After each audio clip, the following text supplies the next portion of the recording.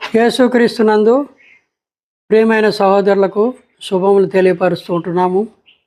ఈ సమయంలో ఫిలిప్పీ పత్రిక 2వ అధ్యాయంలో ఉన్నటువంటి 2 వచనాలు ధ్యానించుకుందాం. 2వ అధ్యాయము 4వ వచనం 5వ వచనం.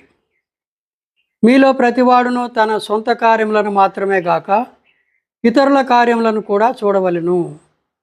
క్రీస్తు యేసునకు కలిగిన ఈ మనస్సు మీరును కలిగి ఉండుడి. క్రీస్తు యేసు కలిగిన ఈ మనస్సు అంటే ఆయన స్వభావము, ఆయన గుణము, ఆయన లక్షణము అని అర్థం. ఏంటి ఆయన స్వభావము, ఆయన గుణము అంటే ఆ పై వచనంలోనే ఉంది.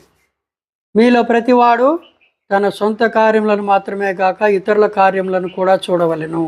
ఇదే ఆయన స్వభావం. అంటే ఆయన తన కొరకు తాను జీవించకుండా ఇతరుల కొరకు జీవించటమే ఆయన స్వభావం. ఇతరులు మేలు పొందితే నాకు అంతే చాలు, నా ద్వారా ఇతరులు క్షేమాభివృద్ధి పొందితే అంతే నాకు చాలు, నేను అరిగిపోయినా పర్లేదు, నేను కొంత నష్టపోయినా పర్లేదు అనేది దేవుని యొక్క ఉద్దేశం. అది ఆయన స్వభావం. అందుకే ఆయన ఈ లోకంలో ఉన్నప్పుడు ఎన్నో అద్భుతాలు చేశాడు, ప్రజల అవసరాలు తీర్చాడు. కానీ ఆయన కొరకు ఆయన ఏ అద్భుతం కూడా చేసుకోలే, ఒక్క అద్భుతం కూడా చేసుకోలే. ప్రజలు ఆకలితో ఉన్నప్పుడు అద్భుతం చేసి ఆకలి తీర్చాడు. 5 రొట్టెలు 2 చేపలు అద్భుతం చేశాడు, 1000 మందికి పంచిపెట్టిండు. ఆకలితో ఉన్నప్పుడు ఆ విధంగా చేశాడు. తప్పికొన్నప్పుడు మోసే టైంలో ఇశ్రాయేల్ ప్రజలు తప్పికొని అరణ్యంలో దాహం లేక అల్లాడిపోతున్నారు. ఆ సమయంలో యేసు ప్రభు ఒక అద్భుతం చేసి బండ నుండి ఆయన ఆ ప్రజలకు నీళ్ళు ఇచ్చి ప్రజల యొక్క దాహం తీర్చిండు. అలాగనే యేసు ప్రభు భూమి మీద సంచరించినప్పుడు కొన్ని చోట్ల చనిపోయిన వాళ్ళు ఉన్నప్పుడు వాళ్ళ ఇంటి వారి దుఃఖం ఆయన చూడలేక వాళ్ళను బ్రతికించిండు, వాళ్ళ సంతోషం పరిపూర్ణం చేసిండు. అయితే తనకు కూడా కొన్ని అవసరాలు వచ్చినాయి. భూమి మీద ఉన్నప్పుడు ఆయన మానవుడే కనుక ఆయన తప్పికొనేవాడు, ఆయనకు ఆకలైంది, ఆయన కూడా చావు బతుకుల్లో ఉన్నాడు. అయితే ఆయన ఒక అద్భుతం చేసుకోలే. ఒక దినం ఆకలైనప్పుడు అంజూరపు చెట్టు దగ్గరికి పోయిండు, అక్కడ ఏమైనా పండ్లు ఉంటే తిందామని. కానీ ఏ పండు లేదు, ఆకులు మాత్రం ఉన్నాయి. అయితే ఆయన ఒక అద్భుతం అక్కడ చేసుకొని ఉండొచ్చు, కానీ యేసు ప్రభు ఏ అద్భుతం చేసుకోలే, ఆకలి సహించుకున్నాడు. శిలువలో మరణించేటప్పుడు ఆయన దప్పికొన్నాడు. అయితే ఒక దాహానికి ఇమ్మని అడిగాడు, కానీ ఒక గ్లాస్ మంచినీళ్ళు ఆయనకు దొరకలేదు. అంటే ఆ దినం కూడా ఆయన ఒక అద్భుతం చేసుకొని ఆయన దాహం తీర్చుకొని ఉండొచ్చు, ఆయనకేం పెద్ద విషయం కాదు అది. కానీ ఆయన ఆ దాహాన్ని కూడా సహించుకున్నాడు. తర్వాత శిలువలో చావు బతుకుల మధ్యలో ఉన్నాడు. అయితే ఆయన ఆయన కాపాడుకోలేదు, ఒక అద్భుతం చేసుకోలేదు, కానీ ఆయన ప్రాణం ఇచ్చిండు. కాబట్టి దీన్ని బట్టి మనకేం అర్థమవుతుంది, ఆయన తన గురించి తాను ఎప్పుడూ ఆలోచించలేదు. తన మేలు కానీ, తన సంతోషము, తన బాగు, తన ఆనందం అది కూడా ఆలోచించలేదు. కానీ ఎప్పుడు ఇతరుల కొరకు ఆయన జీవిస్తూ వచ్చాడు. ఇతరుల కొరకు ఆయన తను కొంత రిస్క్ అయిన పడి కూడా ఇతరులకు మేలు చేస్తూ వచ్చిండు. అయితే మనిషిని స్వభావం ఏంటి? దేవుని స్వభావం ఏమో ఇతరుల కొరకు మేలు చేసి ఆయన కొంత నష్టం అనుభవించటము దేవుని స్వభావం.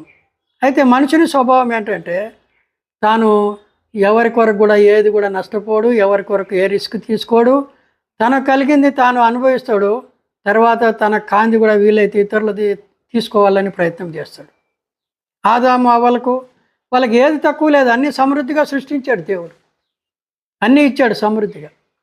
అయితే వాళ్ళు ఏం చేశారు, అవి దేవుడిచ్చిన వాటితో తృప్తి చెంది వాళ్ళు అనుభవించి ఇంకా కొన్ని ఇతరులకు ఏదైనా పంచాలనే ఉద్దేశం వాళ్ళకి రాలేదు.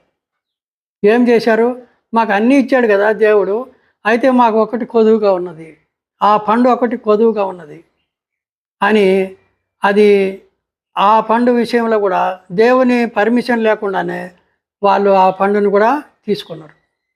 అంటే మనిషి స్వభావం ఏంటి, నాకున్నది ఏది పోగొట్టుకోను, ఏది నష్టపోను, నేనే ఉంచుకుంటా, అనుభవిస్తా, అయితే వీలైతే ఇతరులది కూడా కొంత తీసుకుంటా అనేటువంటి ఉద్దేశం ఉంటుంది. దేవునికి మనుషునికి అంత తేడా ఉన్నది. ప్రియమైన సహోదరులారా, యేసుక్రీస్తు ఆ దినమున మనుషుని మాదిరి ఆయన ఆలోచించలేదు. నాకేమి ఉపయోగం వస్తుంది, వీళ్ళని రక్షిస్తే, వీళ్ళని కొరకు మరణిస్తే నాకేం ప్రయోజనం వస్తుందని ఆయన ఆలోచించలేదు. వీళ్ళు